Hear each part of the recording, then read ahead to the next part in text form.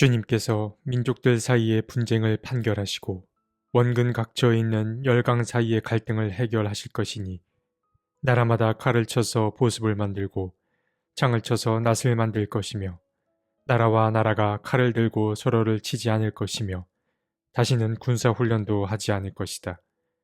사람마다 자기 포도나무와 무화과 나무 아래 앉아서 평화롭게 살 것이다. 사람마다 아무런 위협을 받지 않으면서 살 것이다. 이것은 만군의 주님께서 약속하신 것이다. 미가서 4장 3에서 4절 말씀. 미가서는 크게 세 부분으로 나뉩니다. 1에서 3장, 4에서 5장, 그리고 6에서 마지막 7장까지입니다.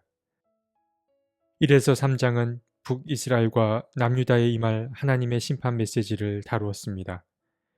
그런데 1에서 3장에는 특별히 라기스라는 지명이 등장하는데 이렇게 라기스라는 지명이 언급된 이유는 그들이 저지른 그 죄악의 종류 때문입니다. 그들은 그들이 자초한 죄악 때문에 위기를 당하게 되는데 그들의 위기를 당한 이유는 바로 부유한 지주층들의 탐욕 때문이었습니다.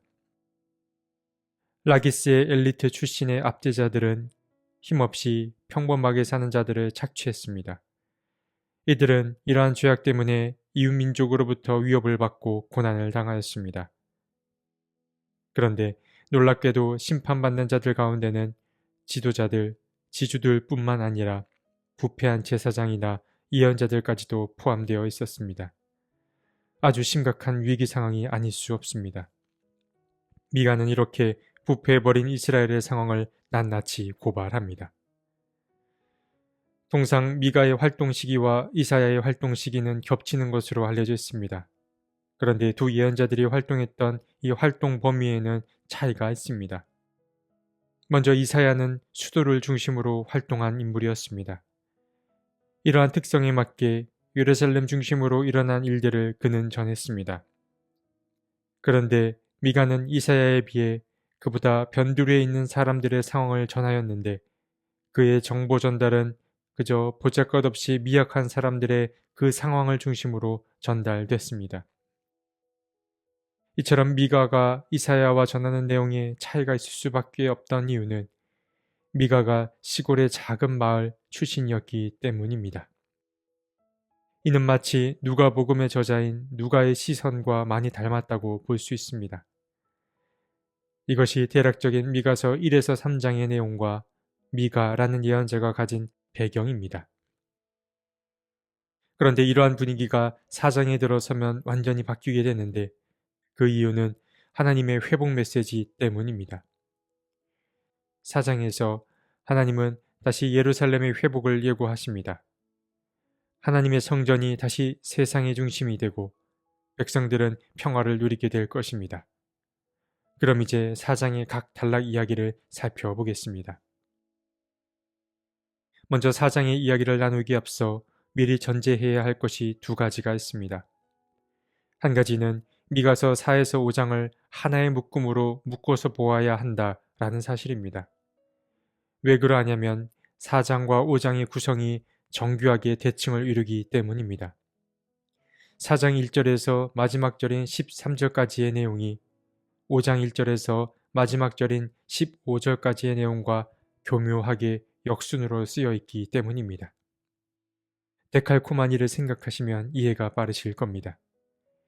미가는 이렇게 대칭을 이룬 4장과 5장에서 예루살렘과 시온산이 마지막 때에 우뚝 솟게 될 것을 알려줍니다. 그리고 미가서를 이해하는데 알아두면 좋을 다른 한 가지는 미가서 4장 1에서 5절이 문자적으로 이사야서 2장 1에서 5절과 거의 완벽하게 일치한다라는 점입니다. 물론 이 말씀을 누가 먼저 선포했는지는 알기 어렵습니다. 이 말씀을 먼저 선포한 사람이 이사야인지 미가인지 아니면 포로기를 거친 어떤 이름 없는 예언자인지 확실히 알 수는 없습니다. 사람들마다 의견이 엇갈리기 때문입니다. 그런데 이 원초적 저자가 누구이건 간에 전하는 메시지는 명확합니다. 이사야, 미가 모두 주님께서 선물로 주시는 평화의 때를 전해줍니다. 3절에서 미가는 말합니다. 주님께서 민족들 사이의 분쟁을 판결하시고 원근 각처에 있는 열강 사이의 갈등을 해결하실 것이니 나라마다 칼을 쳐서 보습을 만들고 창을 쳐서 낫을 만들 것이며 나라와 나라가 칼을 들고 서로를 치지 않을 것이며 다시는 군사훈련도 하지 않을 것이다. 미가서의 이 말씀은 이사야서 3장 4절의 말씀과 거의 동일합니다. 이 말씀은 예루살렘 성전으로부터 시작될 평화의 세상을 보여주는데 이 평화는 힘과 권력으로 쟁취하는 그런 평화가 아닙니다. 주님께서 이루고자 하시는 참 평화는 지배를 통한 평화가 아니라 분쟁과 갈등을 해결함으로 도래하게 될 그런 평화를 말합니다. 이 이야기는 다음 4절 말씀을 통해 더욱 명확해집니다. 미가는 말합니다. 사람마다 자기 포도나무와 무화과 나무 아래 앉아서 평화롭게 살 것이다. 사람마다 아무런 위협을 받지 않으면서 살 것이다. 이것은 만군의 주님께서 약속하신 것이다. 이 4절의 말씀은 이사야서의 본문과 조금 다르긴 하나 이사야서가 전하는 메시지와 조금도 다르지 않습니다. 미가와 이사야는 자신의 몫을 빼앗기지 않고 자기 몫을 충분히 누리며 사는 그런 세상을 그려 보여주었습니다. 이러한 예언자의 말을 통해 우리는 당시 서민들의 삶이 얼마나 불안하고 자주 억울한 상황에 놓였었는지를 쉽게 상상해 볼 수 있습니다. 하나님은 이처럼 자신의 몫을 누군가의 힘에 의해 강제로 빼앗길 염려가 없는 그런 평화로운 세상을 선물로 주실 것입니다. 이어서 등장하는 미가서 4장 9에서 13절은 사실은 5장 1절까지를 한 묶음으로 보아야 합니다. 그 이유는 말씀드린 대로 4장과 5장이 내용적으로 정확히 대칭을 이루는데 더 흥미로운 점은 4장 9절부터 5장 1절까지의 단락도 정확히 대칭을 이루는 작은 대칭 구조를 갖기 때문입니다. 사실 이러한 내용은 성경 한 구절 한 구절을 함께 읽거나 칠판에 써가며 이야기를 나누면 훨씬 이해가 쉬울 것입니다. 그러니까 정리하자면 4장 9절과 5장 1절, 그리고 4장 10절과 13절, 그리고 4장 11절과 12절이 서로 같은 내용이라는 말씀입니다. 이렇게 대칭 구조를 가진 대목들이 이야기하는 바 또한 명확합니다. 머지않아 이스라엘이 바벨론 포로 생활에서 구원받을 것이고 마지막 때에는 하나님이 모든 적들을 물리치심으로 예루살렘이 궁극적인 승리를 맛보게 될 것이라는 이야기입니다. 이렇게 미가서 4장까지의 이야기만 끝나면 6에서 7장까지의 이야기만 남게 되는데 그런데 사실 이 미가서 6에서 7장은 그 내용과 양식면에서 출처가 불분명하다고 할 수 있습니다. 5장까지는 이스라엘의 평화와 회복에 관한 이야기가 등장했습니다. 그런데 갑자기 다시 고발이나 질책, 불의한 현실 등에 대한 탄식 이야기가 등장합니다. 그리고 조금 더 나아가면 미가 예언자의 이스라엘 회복을 위한 기도도 또한 등장합니다.